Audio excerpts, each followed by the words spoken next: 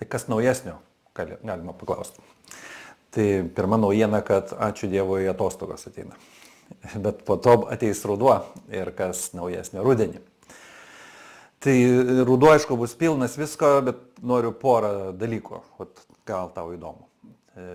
Bus porą kelionių, kur žmonės keliaus. Viena kelionė spalį. Workplace coaching, kur tęsis nuo spalio iki vasario, beveik pusę metų. Ir nenoriu pasakot, kas ten viduj, pasiskaityti galima. Bet kas ten yra iš esmės? Iš esmės, tarsi iš pirmo žvilgsnio coachingo mokymai, bet iš tikrųjų daugiau.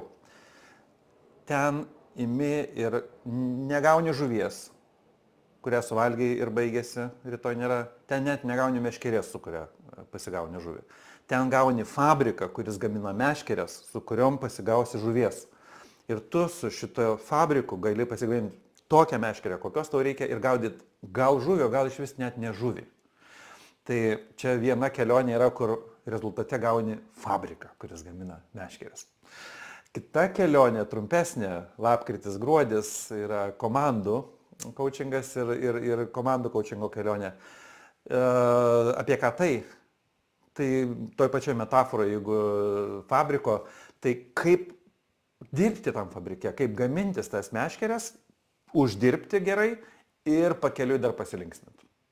Tai va čia tokių porą kelionių laukia rudenį, neskaitant visų kitų, apie kurias irgi pasidalinsiu.